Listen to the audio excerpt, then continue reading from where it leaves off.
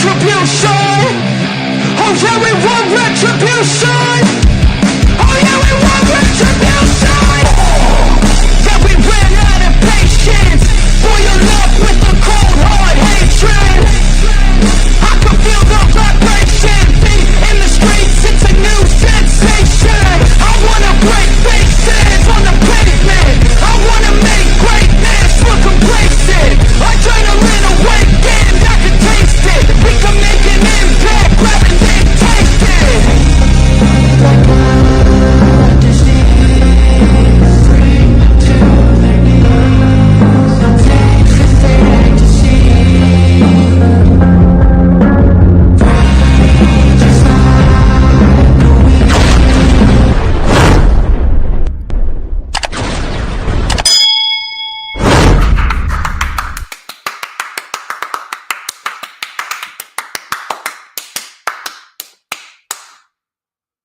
Happy Boxing Day, everybody!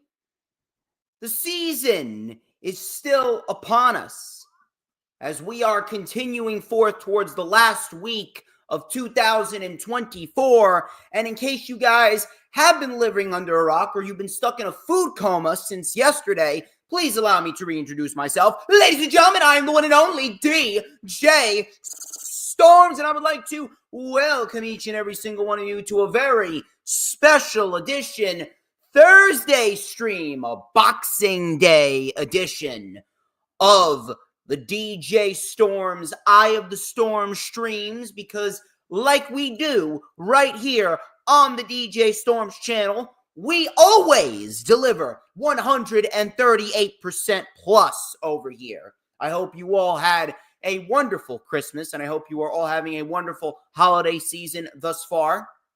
I know I have. I got some great presents. I got some new Donald Trump merch. I got a Donald Trump Christmas ornament. I got some new Donald Trump t-shirts, because he's the GOAT. He's the fucking GOAT. Minus DJ Storms, of course. You see, it goes DJ Storms and then Donald Trump. Because when it comes to greatest of all time status, DJ Storms has everybody fucking beat. Minus the Lord and Savior, Jesus Christ.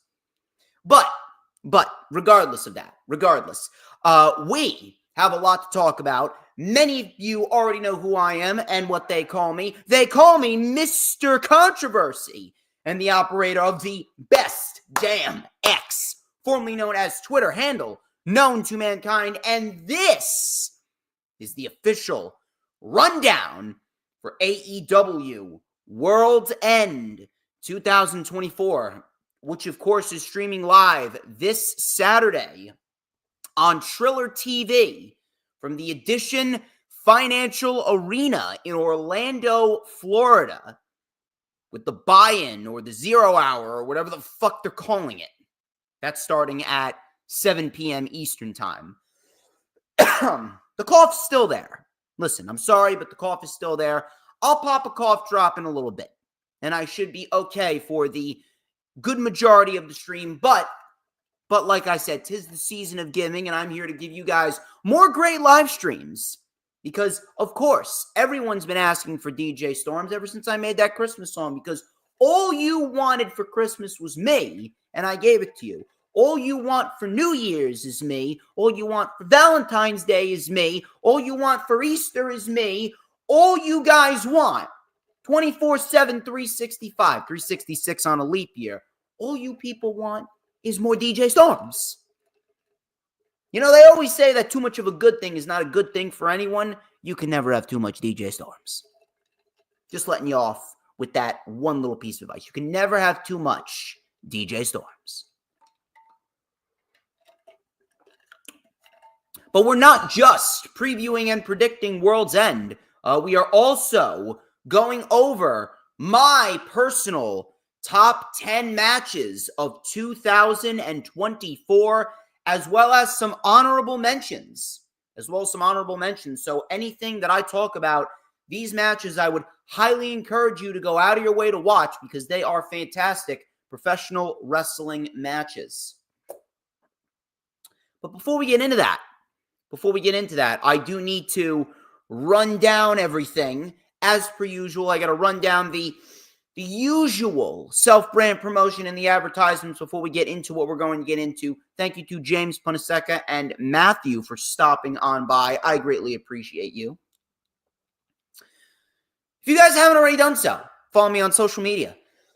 On X and Instagram at HistoryMakerDJS. One more time, that is at HistoryMakerDJS, both on X and on Instagram.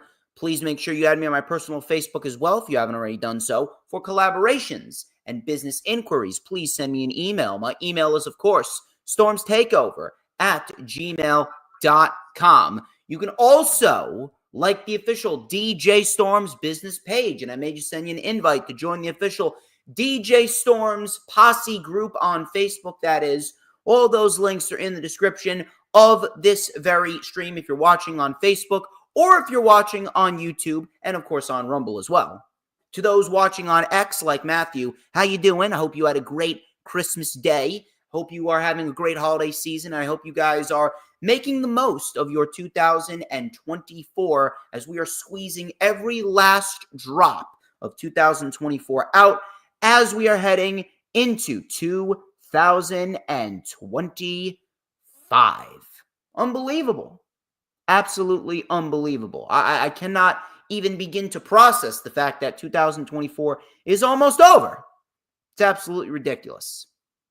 But regardless of that, please make sure, if you haven't already done so, follow me on Rumble too. We're currently live on Rumble right now. We're looking to build a nice solid fan base over on Rumble. We're on the road to 70 followers over on Rumble, trying to make some moves over there on the Green app, the green version of YouTube. But I think it's a little bit better than YouTube. I wish it had a better outreach, but beggars can't be choosers. In addition to that, if you haven't already done so, please make sure that you like the stream no matter where you're watching it from. Like the stream, share the stream out on all platforms, social media, whether it be Pinterest, Tumblr, Snapchat, TikTok, Twitch, Facebook, X, Instagram, whatever social media platforms that you may be using. Get as many people in here because everyone needs their dosage of DJ Shizzle Dizzle, especially after the holiday season. Everyone needs their dose of DJ Shizzle Dizzle. You want to know why? Because it is a known fact that I make people's lives better. I didn't make the rules. Yes, I did. In addition to that, please make sure that if you haven't already done so, if you're watching on YouTube, be sure to hit that subscribe button. Hit that subscribe button. Helps me out. We are very, very close to 1,700 subscribers. We want to get there. We want to get there, people. It is incredibly vital that we get to 2,700 subscribers, so that way we can inch closer and closer to 3,000 subscribers. They're going to be calling me DJ 3K sooner rather than later. In addition to that, please, if you have not already done so, when you hit that subscribe button, you got to hit that notifications bell with a huge coup de grace, because that way you are going to know whenever I pop up on YouTube. Because whenever I pop up on YouTube, oh, baby, it is the best motherfucking time to be on YouTube. You know why? Because the only time that you will get to see this glorious sideburn chin strap combination and this beautiful mustache right here. And of course, you could just smell it. You could smell it through your screens as you're watching me. You can smell the scent of pure fucking excellence. You can also get your DJ Storms merch, whether it be wristbands, t-shirts, or the greatest piece of merch that you will ever own, the DJ Storms Switchblade Comb. And just like me, you could be so good. You could be scrumptious. You could be tasty. You could be the most delicious snack in the IWC. And just like everyone's going to want a piece of the Stormsmeister, everybody's going to want a piece of you. Trust me on that. Let me take a sip of my ice water over here.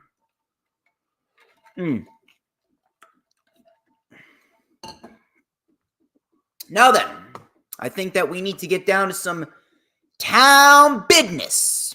We got to get down to some town business over here. Listen, James Punaseka, you don't have a sideburn chin strap combo, but you got some hair. You can comb that hair back. You can get a nice pompadour like I have. And you could be scrumptious and delicious just like me. You could be scrumptious and delicious just like me. Anyone can be. All you need is your DJ Storm Switchblade come. Anyway. We are getting a little bit ahead of ourselves here. We got a list of matches to go over for World's End, and we also have a top 10 matches of 2024. Now, please note, I know there's a lot of independent wrestling matches out there, and I have seen a lot of great independent wrestling matches throughout this year. A lot of people that I can name, and a lot of matches that I could talk about, but I am strictly sticking to the bigger companies, the companies like WWE, Ring of Honor, and AEW. Those are the brands that I am referring to. I'm talking about the matches that virtually everyone has access to, whether it be on television or the streaming services. Please note, if you got any comments about these matches, please let me know. I will be saying some honorable mentions too, and I do say it every single year. I say it every single year that it is getting harder and harder to make this list, because year over year, we see so many phenomenal wrestling matches to a point where it is very hard to narrow it down to just 10. So much so that I may have to make it a top 20 list at this rate. But I do appreciate it being a top 10 list, because it really makes me think. It really makes me think. It really makes me contemplate. It really makes me go through those matches again in my head to really make sure, right? Really make sure that I get everything down to a T. Because I wanna take everything into these matches. I don't just want to say, oh yeah, this match had a bunch of crazy spots here and there. I really want to dissect the match for what it means below the surface, because on surface a match could be great, but if there's no true meaning behind it, not story, I'm talking about meaning, if there's no real meaning behind the match, then obviously it doesn't have as big of an impact as it really should. But with the top 10 matches that I chose here, I'm sure that a lot of people will find a lot of great meaning in them, especially if you've watched them personally. So please let me know what you think in the comment section and in the chat if you have any comments or concerns about these matches. Here are my top 10 matches of 2024 and why they are on my top 10 list. Number 10. We're going to start from the bottom. We're going to go all the way up to the top. Number 10. Cody Rhodes versus AJ Styles for the undisputed WWE Championship at WWE Backlash in Lyon, France on May 4th, 2024. That is number 10. Why did this match make the list? Well, Cody just came off a huge win against Roman Reigns when he beat Roman Reigns to win the undisputed WWE Championship at WrestleMania 40 night number 2. And he needed a big challenger. Now, the vibe and the build-up between AJ Styles and Cody Rhodes, it was non-existent. No one really gave a shit about the match going into it. We all just figured, hey, this is going to be a great match. I don't think any of us really took into consideration how good the crowd was going to be for this specific match. And you go back and watch the match, and they were doing a Cody Rhodes chant. They were going, AJ Styles, phenomenal. And seeing that this was the first time ever that these two ever fought, and with how good it ended up turning out to be, I know some people may prefer the I Quit match at Clash at the Castle over this match, but this match specifically, it meant more because A, the crowd was better, number one, and B, it's a lot more intriguing to see the back and forth between individuals in a straight-up wrestling match, especially when it's a first-time ever match. And then when it comes down to kickouts, right? When it comes down to the kickouts, a good kickout and a good near fall is so much better than a referee constantly going up to you with a microphone and asking, hey, do you want to quit? Do you want to quit? Do you want to quit? Cody Rhodes needed a big, and I mean a big impact in his first title defense, and that's exactly what he got. If you haven't watched this match, I would encourage you to go back and rewatch it. For a first-time ever match, it's like these guys were bred to be opponents. Excellent championship match and an excellent start to Cody's WWE Championship reign here at Backlash in Lyon, France. Number 10 on my list, Cody Rhodes, AJ Styles for the Undisputed Championship at Backlash on May 4th, 2024.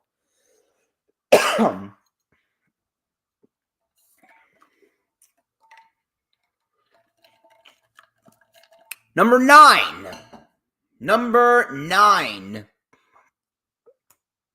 Kyle Fletcher versus Lee Johnson for the Ring of Honor World Television Championship at Ring of Honor Supercard of Honor on April 5th, 2024. That is number 9 on the list. Now, many people have just started to really appreciate what Kyle Fletcher can do, especially as a singles guy. Kyle Fletcher was forced to be a singles guy after Mark Davis went down with a wrist injury and he wasn't seen for over a year. Now, many people, they're just starting to appreciate him now because of what he was doing with the Don Callis family and what he was doing with Will Ospreay. But Kyle Fletcher, he was putting on bangers well before, and I mean well before they ever decided to have him turn on Will Ospreay back in October. He actually won the Ring of Honor World Television Championship in a Survival of the Fittest match last year at Ring of Honor Final Battle in a great fucking match. Excellent fucking match. Now, I wanted to put this match on the list for 2 reasons specifically. Number 1, this was the best wrestling match of Lee Johnson's career, and it's actually quite disappointing that they're not doing more with Lee Johnson, especially on Ring of Honor, because Lee Johnson is a very good wrestler. He's an excellent wrestler. He has the makings of a great fucking babyface. But the second reason why I put this on the list was many people, myself included, they weren't really sold on Kyle Fletcher just yet. Now, I predicted Kyle Fletcher to win the Survival of the Fittest match last year at Ring of Honor Final Battle, and he did. He won. I was very pleased to see him win. Very, very happy to see him win, to say the least. And I wanted to see what else he could do. We get this match here with Lee Johnson, and this right here, to me at least, this was a statement, not just by Lee Johnson, but by Kyle Fletcher too. He was given the Ring of Honor World Television Championship. It was his first singles championship, and he wanted to really break out of that tag team bubble that he was sanctioned in for so long with Mark Davis in Aussie Open. And when he did it here, what he did here with Lee Johnson to kick off Final Battle for 20 minutes, this was a staple for Kyle Fletcher. This was undoubtedly a match where Kyle Fletcher is going to look back on and he's going to say, this right here was one match that started an upward trend. This match right here for Kyle Fletcher started an upward trend for him. You want to talk about breakout star of the year? Kyle Fletcher's the breakout star of the year. No questions asked. I will hear nothing else. Kyle Fletcher has had perhaps one of the biggest breakout years in a very, very long time. And the fact that Kyle Fletcher could very well be the new Continental Champion, he could very well beat Kazuchika Okada on Saturday, that is fucking huge. And I mean fucking huge.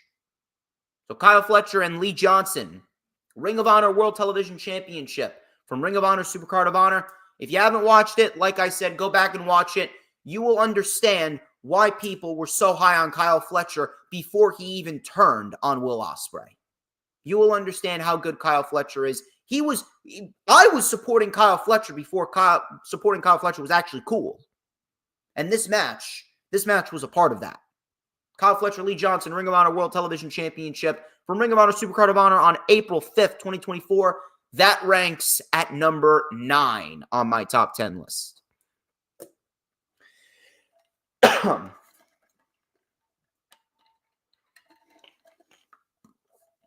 Number eight. Willow Nightingale and Chris Statlander. Chicago Street Fight. AEW All Out, September 7th, 2024. Now, whatever the fuck happened after this match was really fucking stupid. How they just dropped Stokely Hathaway from Chris Statlander's act, turned her right back to babyface, and the only reason why they actually did that is because they realized they fucked up. You got two heel champions with Mariah May and Mercedes Moné, and you need baby faces for them. So they dropped Stokely Hathaway and turned Chris Statlander into a babyface again because they had no other babyface challengers for their two heel women's champions. However, that didn't take away from how good the match was. Matter of fact, I'd go so far as to say that this was the best women's match of the entire fucking year. Hands down. This was a women's wrestling match. And the one thing that I love about the AEW women, the one thing that is great about the AEW women is the fact that they are not afraid to go out there, get their hands dirty. They're not afraid to bloody their face up a bit. They're not afraid to take a bump through a table or take a bump on thumbtacks or get choked out with a chain or get thrown into a barbed wire wooden board. They're not afraid of any of that shit. I don't even think they're afraid of fucking death. I honest to God don't think Willow Nightingale and Chris Statlander are even afraid of fucking death. This was an excellent women's match. Hands down, the best women's match of the entire year. There was one match that came close to it, and it did involve Chris Statlander, which we will discuss a little bit later on. But hands down, this was the best women's match of the entire year. And it really goes to show you that they have heavy investment in Willow and they have heavy investment in Chris Statlander. And I really, really, really do hope that we do see Willow and Statlander continue to flourish on the AEW women's roster, and we do see more from them in the future, especially Willow Nightingale, because if anything, Willow Nightingale, she kind of got the short end of the stick. Willow Nightingale kind of got the short end of the stick when they had her drop the title after 1 month to Mercedes Moné. Statlander at least had a reign with the TBS championship. She actually had a reign with that championship. You can't really say the same about Willow Nightingale. So I do hope that Willow Nightingale does get back on the right track. If they want to, they could easily have Willow Nightingale take the title off of Mariah May, although I don't believe that that's going to happen. But Chris Statlander won this match. Chris Statlander won this match by choking out Willow Nightingale with a chain. Excellent ending. Statlander was the right winner here. I predicted that Statlander needed the win. She got the win here.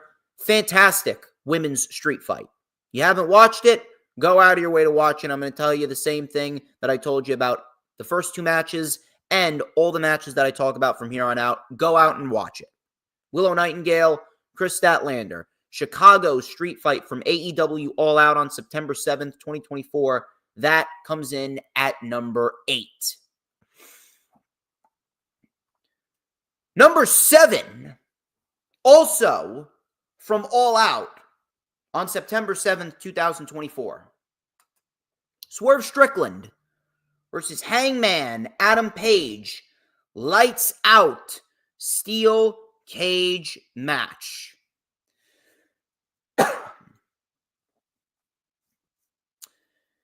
Brutality. Brutality is defined in various ways. But if you want brutality, all you need to do is go and watch Swerve Strickland versus Hangman Adam Page in that lights out steel cage match. Pure and utter brutality we saw in this match. Absolutely fucking unbelievable shit. Now, was this better than the Texas Death Match that we saw last year at Full Gear? No, it was not. No, it was not. Swerve Strickland and Hangman Adam Page, truth be told, I don't think they're ever going to top that match. I don't think they're ever going to top that match. They had 4 matches. 4 matches, and that one may very well rank above and beyond the rest. But this match, they did their damnedest. They did. They did their fucking damnedest to make this match just as brutal, if not more brutal, than the Texas Death Match. Did it come close to it? Yes. Did it overshadow it? No. However, this was a fantastic match. And again, similar to the previous match that I talked about, I really fucking hate that they dropped the ball on both Swerve Strickland and Hangman Adam Page. After this match, it's like they went off in separate directions, and neither of them have been the same since. And it's actually quite depressing, if you ask me. It's actually quite depressing. Now, Hangman, he needed this win, and he got this win. How did he get the win? He put a syringe needle through Swerve's mouth and then took a steel chair, which everyone fucking lost their minds over. It was a gimmick chair, you fucking pussies. He took a steel chair, bashed it over Swerve's head, and the match ended via a referee stoppage. This was exactly what needed to happen. Hangman needed to beat Swerve, and he finally beat Swerve, although it wasn't a technical victory. If anything, they could have continued the feud afterwards in some way, shape, or form, because Hangman didn't pin or submit Swerve. He won via a referee stoppage. Now, granted, that was the way that the match needed to end, with Hangman walking out with his hand raised. That's exactly what we got, and the ending was fucking fantastic. It's perhaps one of the best endings to a wrestling match that we've seen all fucking year. Excellent shit. However, it is very, very, very, very infuriating to know that these two men are now worse off than they were going into this match. And a good chunk of that revolves around the fact that this match should have been for the World Championship. If anything, Hangman should have been the one to beat Swerve for the World Championship, and it should have been in the Tacoma Dome. It should have been in the Tacoma Dome, in Tacoma, Washington, at Wrestle Dream. That's when Swerve's title reign should have came to an end. But they didn't do that. Regardless, still a brutal fucking match, a fantastic fucking match, with the right outcome. Hangman Page finally beats Swerve Strickland. I just hope to God that Hangman and Swerve actually get back on the right track going into next year, because they deserve more than what they've been given following AEW All Out.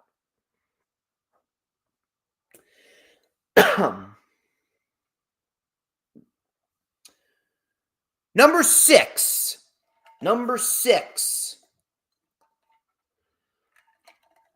We're coming to that halfway point. Number 6, Will Ospreay. Will Ospreay versus MJF for the AEW International Championship at AEW Dynamite 250 on July 17th, 2024. Well, DJ, why did you pick this one over the match they had at Wembley Stadium? The reason why is because of the fact that there aren't many people that can do those 1-hour Broadways. There aren't many people that can go 59 minutes and 58 seconds and make it mean as much as these two guys did. If anything, I would have never have even made this match official. I would not have built up MJF and Will Ospreay just to have one match, only to have a second match. If anything, the fact that they flip-flopped the International Championship, that actually made the program a little bit annoying, if you ask me. I'm always honest.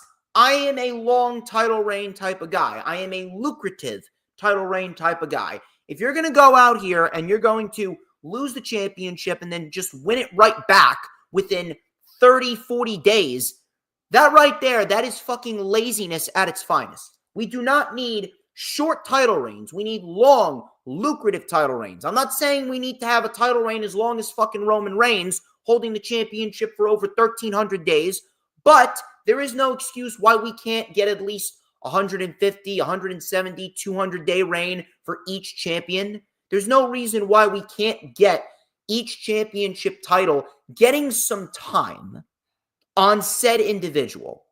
So I really hope that what they're doing with the international title with Takeshita, I at least hope Takeshita holds that title at least until Revolution, because right now we need a long, lucrative championship title reign for the international championship. We haven't had that since Orange Cassidy last held it. And that's fucking annoying. It really is. But the fact that Will Ospreay and MJF, two of the best in the game right now, they can go in there, casually go 59 minutes and 58 seconds on a random episode of Dynamite. And it paid off, as you could see, it did pay off. We got a great build, and we got a great moment at Wembley Stadium with Will Ospreay winning the International Championship, which was really fucking good. And MJF, he's doing what MJF does best. MJF goes in there, he puts on a fucking banger, MJF leaves, he gets paid, he comes back, he puts on another fucking banger. And you know, there are still idiots out there that are trying to shit on MJF. Listen, if you're telling me that MJF is not one of the greatest wrestlers of this generation, if you're telling me that he's not going to go down as one of the greatest of all time, you clearly should not be talking about professional wrestling. Professional wrestling is not for you. When AEW says that they are where the best wrestle, they're telling the fucking truth. You can sit over here and you can complain about whatever fucking creative that you want to complain about. I sure as hell have. And I really do hope that they get themselves back in shape. But, that still doesn't take away from how good, and I mean how good, the pro wrestling is. When it comes to AEW, they stick with their bread and butter. And their bread and butter is professional wrestling, and that's exactly what we got, especially on Dynamite 250 on July 17th, 2024, with Will Ospreay and MJF for the AEW International Championship. It was a fantastic 1 hour Broadway match, just shy of 1 hour, 2 seconds shy of 1 hour. MJF won the title. He made it into the American Championship. And then we got another great fucking match with Will Ospreay and MJF at All In London. And it was fucking great too. Will Ospreay and MJF delivering 2 Match of the Year candidates, but only one makes it onto my list. And it is Will Ospreay versus MJF for the AEW International Championship at the Dynamite 250 episode, July 17th, 2024.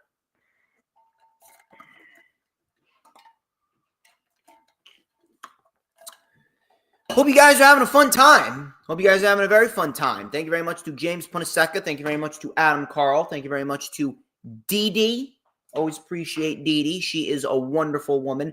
Howie Weezy, how you doing, brother? I greatly appreciate you stopping on by.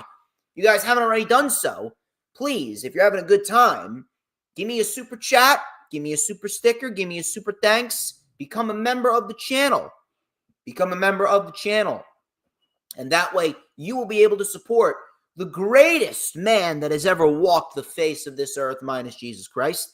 And you will be a top-tier elite DJ Storms Posse member. If you haven't already done so, hit the super chats, the super stickers, the super thanks, and become a member of the channel. I hope you guys are having a very fun time here on this Boxing Day edition of The Rundown. Before we get on with the list, let's go through some honorable mentions. I have a lot of honorable mentions, and I do have a lot when it comes to the year 2024. And again, it was very, very hard for me to narrow it down to just 10. That's why I needed to make this honorable mention list. I'm not going to go in depth as to why I put these on the honorable mentions, but I will tell you which matches made my honorable mentions for 2024. The honorable mentions for 2024 match of the year are as follows. MJF versus Daniel Garcia, AEW All Out, September 7th, 2024. Damian Priest versus Drew McIntyre for the World Heavyweight Championship at WWE Clash at the Castle on June 15th, 2024. Sami Zayn versus Chad Gable for the Intercontinental Championship at WWE Clash at the Castle, June 15th, 2024. Will Ospreay versus Pac for the AEW International Championship at AEW All Out, September 7th, 2024. All Out had some bangers. Damian Priest versus Gunther for the World Heavyweight Championship at SummerSlam on August 3rd, 2024. Sami Zayn versus Chad Gable versus Bronson Reed for the Intercontinental Championship at WWE King and Queen of the Ring on May 25th, 2024. Mercedes Moné versus Chris Statlander for the TBS Championship at AEW Full Gear on November 23rd, 2024. Probably the most underrated match of the year right here. Kazuchika Okada versus Pac for the AEW Continental Championship at AEW Dynasty on April 21st, 2024. Cody Rhodes versus Kevin Owens for the undisputed WWE Championship at WWE Bash in Berlin on August 31st, 2024. Eddie Kingston versus Bryan Danielson for the AEW Continental Championship at AEW Revolution on March 3rd, 2024. Revolution was another one this year. The Young Bucks versus FTR in a ladder match for the AEW World Tag Team titles at AEW Dynasty on April 21st, 2024. AR Fox versus Willie Mack versus Blake Christian versus Brian Cage versus Commander versus Mark Davis from 6 days ago. Survival of the Fittest match for the Ring of Honor World Television Championship at Ring of Honor Final Battle 2024 on December 20th, 2024. Toni Storm versus Serena Deeb for the AEW Women's World Championship at AEW Double or Nothing, May 26th, 2024.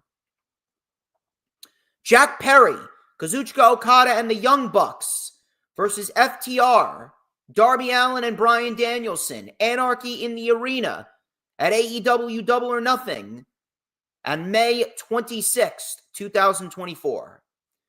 CM Punk versus Drew McIntyre in a strap match at WWE Bash in Berlin on August 31st, 2024. Kyle Fletcher versus Will Ospreay at AEW Full Gear on November 23rd, 2024. Will Ospreay, again, versus Ricochet versus Konosuke Takeshita for the AEW International Championship at AEW Wrestle Dream on October 12th, 2024.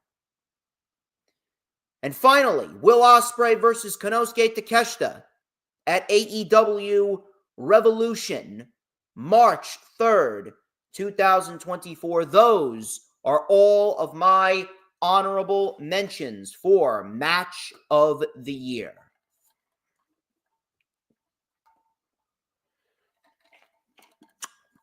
How you doing, Seth freaking Rollins? I know that's not the real Seth freaking Rollins, but I appreciate that we have a new face in the chat right now. If you haven't already done so, please make sure you hit that subscribe button And of course, be sure that you hit the notifications bell, you hit the super chats, you hit the super stickers, you hit the super thanks. Helps me out a lot.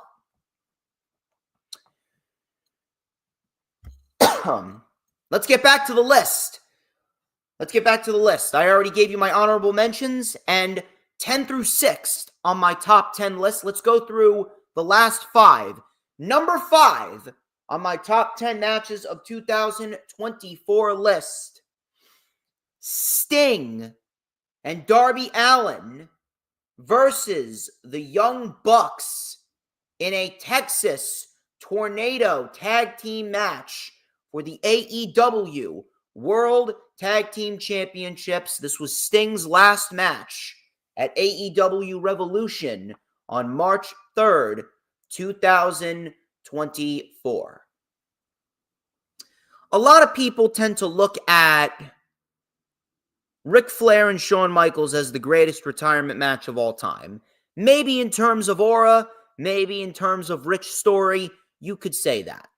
I would say in terms of a moment, and I mean a big, major moment, I would say Ric Flair and Shawn Michaels is the greatest retirement match of all time in terms of aura, spectacle, and moments. But from an in-ring perspective, I cannot remember the last time that we saw what we saw from a 64-year-old Sting and Darby Allin and the Young Bucks and everything that went into Sting's last match. The craziness that went into Sting's last match. Can't even fucking speak. The craziness that went into Sting's last match. Everything that happened on that night in the Greensboro Coliseum, everything that happened to me personally, that right there just made it that much better.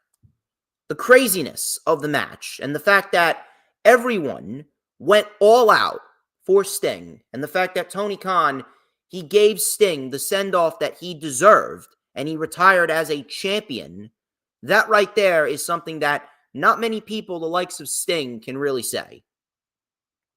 From an in-ring perspective, Sting had the greatest retirement of all time. Now, me personally, I would have just given the win to the Young Bucks here. I would have put the Young Bucks over and sent Sting away with his head held high in defeat.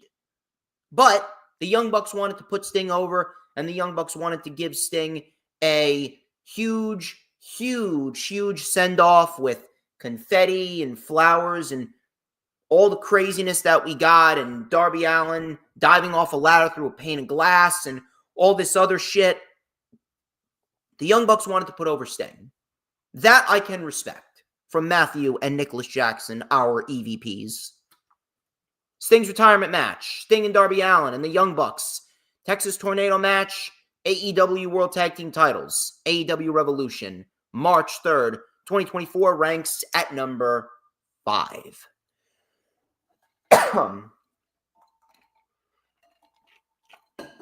Number 4, CM Punk versus Drew McIntyre. Hell in a Cell match, WWE Bad Blood, October 5th, 2024. A lot of people are going to reference Swerve Strickland and Hangman Adam Page as the feud of the year. Maybe you can make that argument for last year. I don't think you can make that argument for this year. Now, I'm not going to sit here and stroke off CM Punk's dick. The guy's an asshole. The guy's a fucking dickwad. The guy's a selfish piece of shit. But, credit where credit is due. And the crazy thing about it is, this whole feud between Drew McIntyre and CM Punk, it happened by accident. It all happened by accident. Punk was supposed to get Rollins at WrestleMania. Punk was supposed to probably fight Drew at the Elimination Chamber in a one-on-one match, and he would have been done with Drew McIntyre right then and there.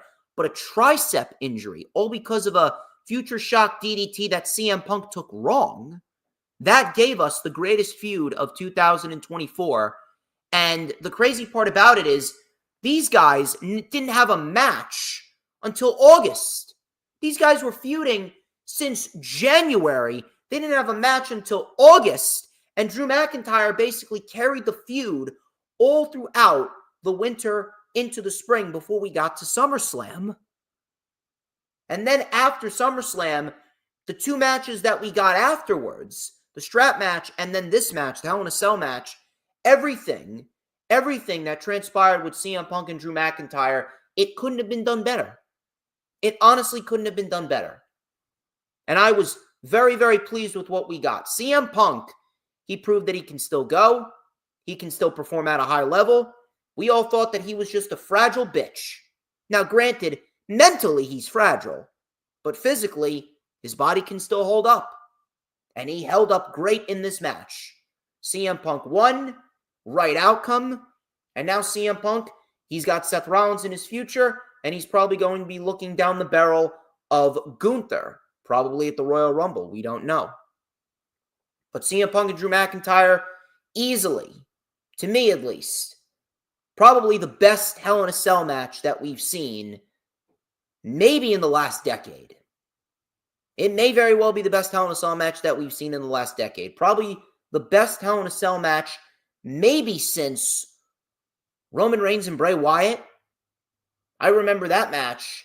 That match didn't even have any blood, but Roman Reigns and Bray Wyatt inside Hell in a Cell back at Hell in a Cell in 2015, that was a great fucking Hell in a Cell match.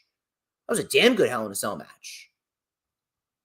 I don't think we've seen a Hell in a Cell match that good in a good minute. And the fact that this match was as crazy as it was, with everything behind it, it made it that much better. CM Punk and Drew McIntyre, Hell in a Cell match, WWE Bad Blood on October 5th, 2024, ranks in as number 4. Number 3.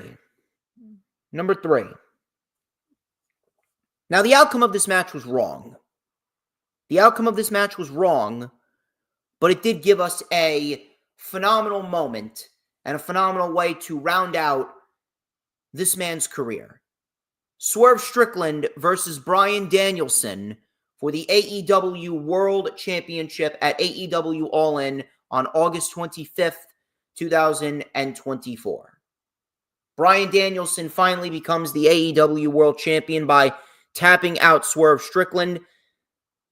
Bryan Danielson, he vowed to never wrestle again if he didn't win the World Championship. Swerve Strickland reverted back to that dark, sadistic heel that we know Swerve Strickland can be. Personally, I think Swerve Strickland's better as a heel. Even though I love him as a babyface with Prince Nana, it makes it that much better. But Swerve Strickland's better as a heel. He was a phenomenal, dastardly heel in this match. And Bryan Danielson's wife, Brie Bella, and his children being there, the moment where Swerve Strickland was kicking Bryan Danielson in the chest, and Bryan Danielson was hyping himself up by saying, "I love you," to his wife and his kid every single time that Swerve Strickland was kicking him. Everything that transpired towards especially the last 5 to 10 minutes of this match, holy shit, the crowd was on the edge of their fucking seat for this match. Everything that happened here was absolutely fucking phenomenal from start to finish. Personally, I would have given the win to Swerve Strickland, and I would have made Swerve a fucking legend here by having him be the one to retire Bryan Danielson. But that is just me. In the end, we got ourselves a fantastic main event, one of the top 3 best matches of the year, and Bryan Danielson becomes the AEW World Champion unnecessarily, but we get a great moment in the end. Swerve Strickland versus Bryan Danielson, AEW World Championship, AEW All In, August 25th, 2024, comes in at number 3. Number two. Top 2 here. Cody Rhodes, Roman Reigns, undisputed WWE Championship WrestleMania 40, night number 2, August 7th, 2024. Now, the build to this match sucked balls. The build to this match, absolute dog shit. The build to this match was non-existent. The build to WrestleMania 40, altogether, was non-existent outside of Dwayne Johnson. Dwayne Johnson, see, his ego got hurt because the fans were chanting, "We want Cody," after Cody Rhodes seemingly relinquished his WrestleMania match to The Rock back on, what was it, February 1st? February 2nd? I think it was February 2nd. February 2nd. February 2nd, 2024. And he relinquished the spot, did Cody Rhodes. He relinquished the spot, did Cody Rhodes, and people revolted because they knew it was bullshit because Cody Rhodes won the Royal Rumble. The build to the match was non-existent thanks to Dwayne Johnson hogging the spotlight, but in the end, we got ourselves one hell of a match, a very good match, and we got ourselves a bunch of fucking cameos. We got ourselves The Rock, John Cena. We got ourselves Shield, Seth Rollins. And we got The Undertaker. More likely than not, that was probably going to be Stone Cold Steve Austin, but we got the fucking Undertaker. We got The Undertaker. All these cameos. Kevin Owens was in there, I believe. Jey Uso, Jimmy Uso was in there, I believe. Everyone was fucking there. It's crazy. It's crazy. Everyone was there. And in the end, Cody Rhodes finally finished his story. A moment that was never even supposed to happen if the fans didn't revolt. Cody Rhodes finally finished his story. And finally, we got the fucking championship off of Roman fucking Reigns. Thank Christ. Because I don't know how much longer that we would have been able to deal with Roman Reigns as the fucking world champion. It was absolutely fucking nauseating. Should have ended at WrestleMania 39 if we're going to be quite honest. But Cody Rhodes winning the championship was a great moment. The match was better than WrestleMania 39, I will say that. But still, to this day, it should have happened at WrestleMania 39 because Roman Reigns did not need to hold the championship for an extra year. He didn't. Whether you want to admit it or not, he didn't. I'm just glad that Cody Rhodes is the champion right now, although I think we should be coming to the end of his title reign sooner rather than later because they're running out of challengers for him. They're running out of means to make his title reign interesting. He didn't defend the championship for 3 fucking months. He didn't defend the championship once throughout the entire fall season. But regardless, Cody Rhodes versus Roman Reigns, undisputed WWE Championship, WrestleMania 40, night number 2, April 7th, 2024, ranks in as number 2. And number one, if you guys didn't already know, I had this shit panned in as number 1 since April. Number 1, Will Ospreay versus Bryan Danielson, AEW Dynasty, April 21st, 2024. Now, that may be controversial to some people. It's not controversial to me. And you know why? There's a lot of reasons, but one specific reason is the St. Louis crowd. To me, that St. Louis crowd was probably the second best crowd for pro wrestling all year. St. Louis, Missouri. I never would have even expected St. Louis, Missouri to be that good. No lie. I did not expect St. Louis, Missouri to be that good of a fucking wrestling town. So much so that the entire arena exploded when the bell rang and they didn't even lock up yet. And then, as the match went on, there was a point in time during this match where the crowd was actually chanting, "We're not worthy." Yes, the crowd was chanting, "We're not worthy."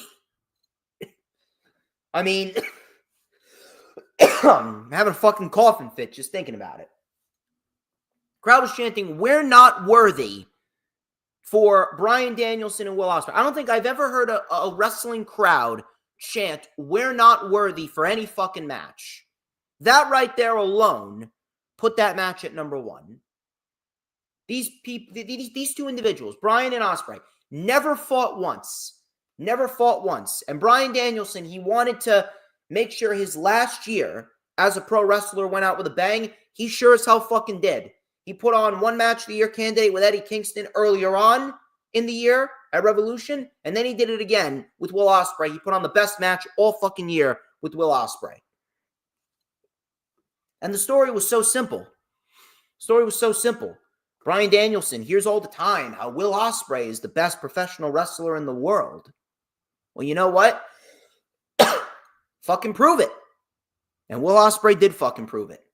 Will Ospreay beats Bryan Danielson in an absolute, I think Justin Roberts said it himself.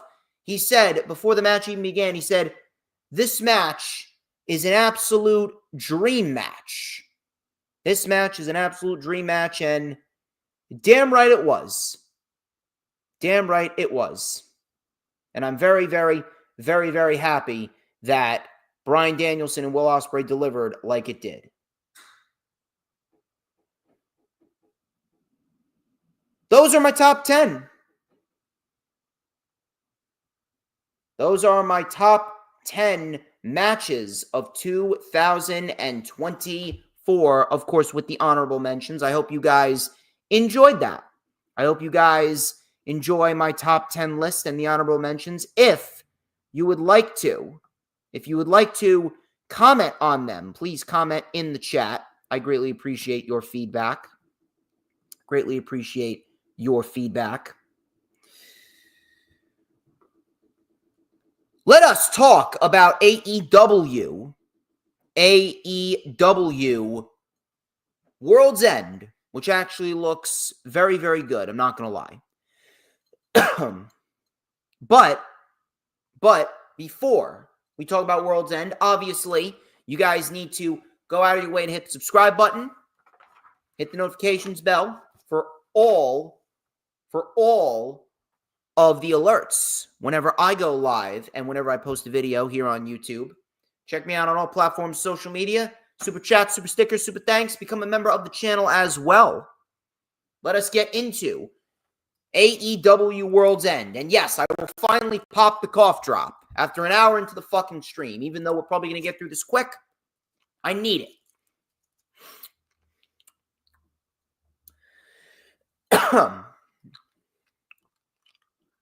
World's End. We got 8 matches on the main show. Tony Khan, if you're listening, keep it at 8. Keep it at 8 matches. This is the perfect amount of matches. We do not need more than 8 matches. Please, keep it at 8. Now, the 2 semifinals. We got Okada and Ricochet and Kyle Fletcher and Will Ospreay. Now, I don't know which way they're going to go. The only individual that I know for sure is not going into the finals is Ricochet. Because Ricochet, he's got Swerve Strickland to worry about. Swerve Strickland and Ricochet, that is going to be a match at AEW Grand Slam in February for their Australia debut. So I can tell you right now that Kazuchika Okada is going to win. Kazuchika Okada will win the semifinals. Kazuchika Okada will go to the finals. Now, Will Ospreay and Kyle Fletcher, that is a toss-up. They're 1-1 this year. Do you go with Will Ospreay? Do you go with the bigger match? And do you go with Ospreay and Okada? Throw back to the days of New Japan. Or do you go with Kyle Fletcher? Do you go with Kyle Fletcher? And do we see a new star be born in Kyle Fletcher? Now, I don't know which way they're going to go. I honest to God don't know which way they're going to go.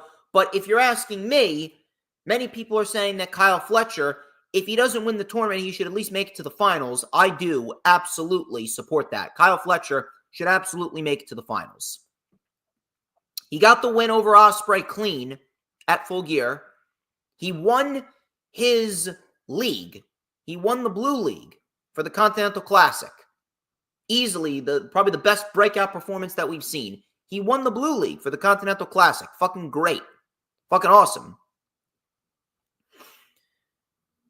Should he win the Continental Championship? A lot of people are saying yes. Now, personally, I don't know which way they're going to go. Something tells me that Okada is going to make it out with the championship. Now, why do I say that? Why do you say that, DJ? I say that simply because of the fact that Omega's coming back. There's been talks that Omega could very well be in the building for AEW Worlds End. And if Omega is in the building for AEW Worlds End, who do you think he's coming back for? He's coming back for Okada. The whole reason why they brought Okada into the company to begin with. To reignite the rivalry with Kenny Omega. To give us the rivalry between Omega and Okada in a company that's not New Japan Pro Wrestling. So what do you think is going to happen? Okada, inevitably, could very well go into 2025 with the Continental Championship. Now, is that counterproductive? I guess you could look at it as counterproductive. Sure. You could look at it as counterproductive. But something tells me that they want to make the match at Grand Slam that much bigger. And if they make the match at Grand Slam that much bigger, it's going to be Omega and Okada for the AEW Continental Championship on February 15th in Australia at Grand Slam. My heart says Kyle Fletcher here. My heart says Kyle Fletcher wins the whole thing. My head says Kazuchika Okada wins it. Omega returns, and we start the build towards Omega and Okada at Grand Slam in February. And that's going to be one of their marquee matches. That match, and then Swerve Strickland and Ricochet, and then we got the World Championship match, which we will talk about when we get to the World Championship.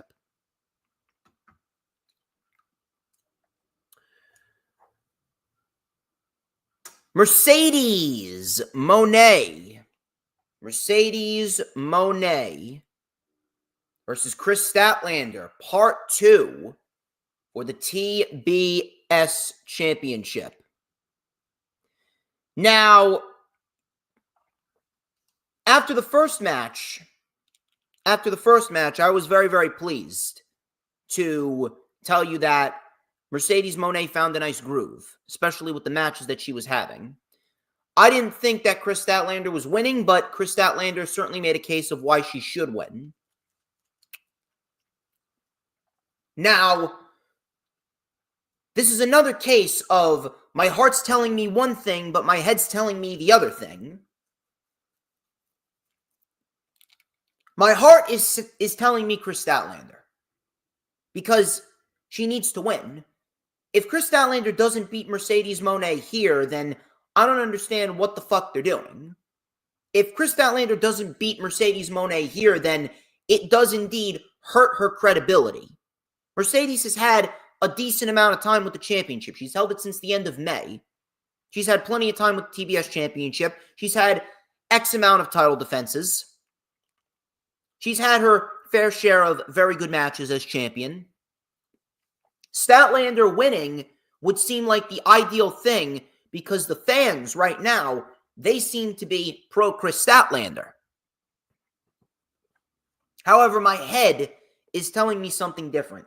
I want Chris Statlander to succeed. Maybe Chris Statlander goes after Mariah May. Maybe Chris Statlander is the one to take it off of Mariah May, if not Jamie Hayter. But my head is telling me that if you're going to do a big match, for the women's division, that is, at Grand Slam, then it's going to be Mercedes Moné versus the hometown hero. So, who do you think the hometown hero is? It's going to be Toni Storm. It's going to be Toni Storm. Toni Storm, she's got this new amnesia gimmick where she thinks that she's still a rookie. She's a rookie in All Elite Wrestling, right? She's going all in on this rookie gimmick. Now, I personally think it's fucking fantastic. I think that Toni Storm, she's just pulling out more genius ideas. And as far as Toni Storm goes, Toni Storm, with what she's doing here, and I was talking to Travis about this. He's the creator of the Reset Button podcast. Shout out to Travis. He said that this was perhaps Toni Storm's greatest performance to date. She's fooling everyone. Maybe that's the case. But my heart's telling me Kris Statlander wins just because it makes sense for her to win after what happened in that first match. Mercedes has had her time with the championship, and if Statlander doesn't win, then ultimately it's going to hurt her a bit. But my head is telling me, listen, Mercedes and Toni Storm, they haven't done that match yet. That's the money match that's going to take place at AEW Dynamite Grand Slam in Australia. That's the route that they're going to go. As much as I don't want to say it, I think that it's ultimately going to be Mercedes Moné winning. I do. I do believe that it's going to be Mercedes Moné winning and Mercedes Moné versus Toni Storm at AEW Grand Slam in Australia. That's going to be the marquee match for the TBS Championship, and we're probably going to see a new TBS champion. Toni Storm is going to be the first woman ever to win both the AEW Women's World Title and the AEW TBS Championship. I'm building up. I swear to God, if Tony Khan, if you're watching this, I'm giving you a fucking 5-star, not even a 5-star, fucking 10-star card for Grand Slam right here. That's how you make moves in Australia. I'll tell you something that hasn't been making moves. Adam Cole versus MJF. That feud, it's been completely fucking dead. There has been so many turns from babyface to heel, so many topsy-turvy decisions. The injuries fucked everything up. The injuries to Adam Cole and MJF completely fucked everything up, fucked up the flow of the storyline. Everything just fell apart after Adam Cole just shattered his fucking ankle. Now, I'm glad he's healthy. And he looks good. And I'm very, very happy that, he's doing his thing right now. Now, the face-to-face that we saw last Saturday was great. That much I will say. The face-to-face that we saw last Saturday was very, very good. But, one good face-to-face since Adam Cole returned back at WrestleDream, that does not justify the fact that the luster with the feud has gone away. The luster is not there anymore. It's just blah. It's just there. Collectively, we're all just waiting for it to be over. And to be quite honest with you, I'm not sure where they're going to go. Truth be told, I don't even give a shit. You know what I would actually like to see? You know what I would have rather have seen? I would have rather have seen MJF continue his feud with Daniel Garcia after Daniel Garcia won the TNT Championship. I would have rather have seen MJF versus Daniel Garcia for the TNT Championship at Worlds End and have Daniel Garcia finally get his win over MJF after multiple matches failing against MJF. That would have been the much better route to go. Whatever happens with Adam Cole, I don't fucking know. To be quite honest with you, I don't even know who's going to win this. It's very, very tough for me to picture MJF without the Dynamite Diamond ring, to be fair. But I mean, if they want to have Adam Cole win it just to, let that be the end of it, I guess have Adam Cole win it and let that be the end of it. I'm not sure how exactly they are going to play that out, but I'm not sure. That's the thing. I don't even know. I don't even know, and I don't even give a shit. That's how much this feud has just completely shit the bed. The injuries and the constant babyface and heel turns fucked everything up. The only thing I'm hoping for right here, I am just hoping for a semi-decent match. I'm just hoping for a semi-decent match, and then this is the end of it. We do not need this match continuing going into the new year. We need to move MJF on to something else. Move MJF on to something. Move him on to Daniel Garcia. Move him on to Daniel Garcia and help him put over Daniel Garcia. Simple. Mariah May, Thunder Rosa, Tijuana street fight for the AEW Women's World Championship. I'm actually looking forward to this one. Mariah May, she's fucking killing it. And Thunder Rosa, listen, I'm a Thunder Rosa guy. I'm a big Thunder Rosa guy. Whenever we get a street fight with the women involved, you know it's going to be crazy. And I know that Mariah May is going to go out there. She's going to do some crazy shit. And Thunder Rosa, she ain't afraid to get her hands dirty either. Now, personally, I'd love to see Thunder Rosa get the championship back, but they're not going to take the title off of Mariah May yet. Mariah May right now, she is just too good. She's just too good. Listen, you can go on and on about how they're not giving her credible enough challengers, but in the end, Mariah May, she's killing it as the women's champion. There's no reason to take the title off of her now. Now, do I hope that we see Mariah May and Thunder Rosa fight again for the women's championship? Yes, I do. And I do hope Thunder Rosa inevitably gets the championship in the end. But in this one scenario, there is no reason to take the title off of Mariah May. And Mariah May is going to embarrass Thunder Rosa in front of her father, and Mariah May is going to continue on doing what she does best, and that is kill the women's division.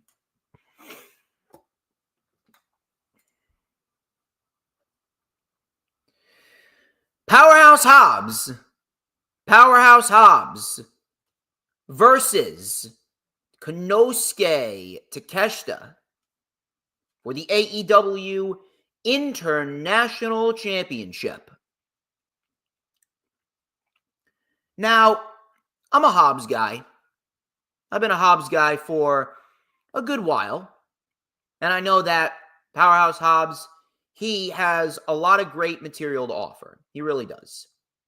He's got a lot of great material to offer, and Powerhouse Hobbs is someone that we all appreciate here. I'm sure a lot of people that watch Powerhouse Hobbs, they appreciate Powerhouse Hobbs. However,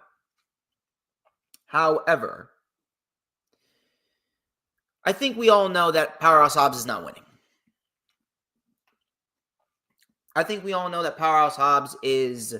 not winning. And this is just another body for Konosuke Takeshita to beat. Because Konosuke Takeshita right now, he's waited all of these years to be a priority. And the fact that it's taken him this long to finally put a championship on Takeshita, I really don't know what Tony Khan was thinking there. But regardless, Konosuke Takeshita is not losing. It would be foolish for Konosuke Takeshita to lose. Konosuke Takeshita, I don't even know who's going to end up taking that international championship off of him. And if I'm going to be real with you, we do not need to be talking about Takeshita losing the international championship at any point in time right now. We don't. Konosuke Takeshita should not be losing that championship until the spring. He should be holding that championship all throughout the winter. I would actually be perfectly fine if Konosuke Takeshita breaks Orange Cassidy's record. No joke. I'd be completely fine if Konosuke Takeshita breaks Orange Cassidy's record as international champion. No reason why Powerhouse Hobbs is going to win the championship. I'm just hoping for a good showing. Main event. Jon Moxley, Orange Cassidy, Jay White, Hangman Adam Page, fatal four-way match for the AEW World Championship. Now, the Death Riders have been ice cold. The Death Riders storyline has been a complete waste of time. It doesn't feel important. It doesn't feel big. And a lot of the reason behind it is because nobody genuinely believes that Jon Moxley needs to be the world champion right now. A lot of people talk about Chris Jericho burnout. Jericho needs vacate. Moxley needs an extended break too. They brought Jon Moxley back way too quickly. I'm sorry. They brought Jon Moxley back way too quickly. He did not need to be the one to beat Bryan Danielson. I even made a separate video about this. Jon Moxley as the world champion is actually doing more harm than good. He is.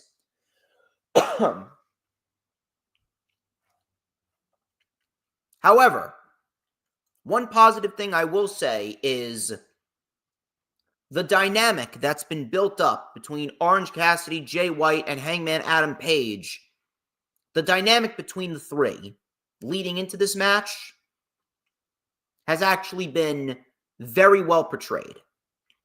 That much I will say. Now, does that mean that any one of them are walking out as the champion? No. If anything, I'd probably just give Hangman Adam Page the championship right here and be done with it. But that's not happening. That's not happening. Why is that not happening? Well, it's quite simple. After Jon Moxley gets done here, the Death Riders have to worry about FTR and a mystery partner. Who do you think that mystery partner is going to be? We are going to hear the chords of Metalingus. And on this day, we will see clearly as Adam Copeland will return to AEW. Adam Copeland and Jon Moxley will be your World Championship match at Grand Slam in February. That's the way to go about it. There's no other way around it. Moxley and Copeland is your World Championship match at Grand Slam. You need credible challengers for Moxley. Copeland's a credible challenger. Can't really do too much else. Can't do too much else.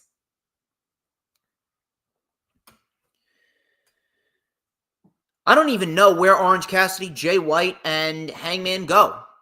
I don't even know where they go. That's what makes Jon Moxley as the world champion right now a very, very, very bad move. Because we don't even know where the hell everyone else around him is going to go. That is the most frustrating thing. I really fucking hate when there's no plan. I really fucking hate when there's no plan and Tony Khan is just recycling people that he wants to use whenever he wants to use them. No, if you bring someone in, you should not be signing someone or bringing them in or using them just because you need them in this moment. You should have plans for every single individual on that roster, right down to the fucking jobbers. Tony Khan is taking it week by week. Meanwhile, he should have at least a 3, 4, 5-year plan ahead of him, and he doesn't. The worst part about it all is the fact that he could absolutely develop the plans that he needs, and he absolutely could find the structure and the organization that he needs for his show if he would just hire the right people and delegate responsibilities. I say it all the time. He's doing too much. He's run himself dry. He's doing way too much on his own, and everything else has fallen to the wayside. A lot of shit has fallen to the wayside, and a lot of shit doesn't feel as important as it should because Tony Khan is just doing the bare minimum for everything because he's not putting all the effort that he possibly can into the things that he really wants to make feel important. He's trying to do this. He's got his hand in 55 different fucking cookie jars to a point where he doesn't even know which cookie to even take. That's a fucking problem. But Jon Moxley is retaining. Jon Moxley's retaining, and we are headed down the road towards Jon Moxley versus Adam Copeland at Grand Slam. And if the 4 matches that I have predicted are correct, Swerve Strickland and Ricochet, Moxley and Copeland, Mercedes and Tony Storm, and Omega and Okada, I mean, we're in for a very good month of February for AEW. Now, the month of December has actually been pretty decent. It's just, I just fucking hate the fact that they're taking it week by week and they don't have a long-term plan. I'm hoping for a good show. I am genuinely hoping for a good show. That's all I got.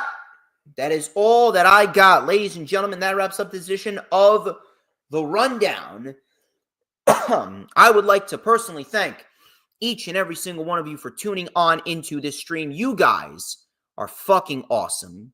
You guys are fucking awesome in every sense of the word, and I greatly appreciate every single one of you. Thank you to Dee Dee. Thank you to Howie Weezy. Thank you to Adam Carl. Thank you to James Punisecka. Thank you to Matthew. You guys are fucking awesome. Do not forget to like, comment, and subscribe. Check out all those links in the description. Hope you guys had a Merry Christmas. Happy Boxing Day. Hope you guys enjoy World's End on Saturday. I will be live on Sunday for the rewind for World's End at 2:30 p.m. We're going to have a fun time talking AEW World's End. And we are going to have a fun time ending the year DJ Storm style like only we can. Till next time, ladies and gentlemen, I'm DJ Storm. This has been The Rundown. But before we get out of here, you already know the drill. You already know the drill. You got to answer the oh-so-important question. The oh-so-important question everyone must answer, and that is, ladies and gentlemen, who runs the IWC? Matter of fact, don't even answer it. It's rhetorical. I'll tell you who runs the IWC. The answer is who? But DJ motherfucking Storms. And don't you ever, ever forget it. Retribution! Oh yeah, we want retribution! Oh yeah, we want retribution! Oh yeah, we want retribution! Yeah, we ran out of patience. Boil up with the cold hard hatred. I can feel the vibration in the streets.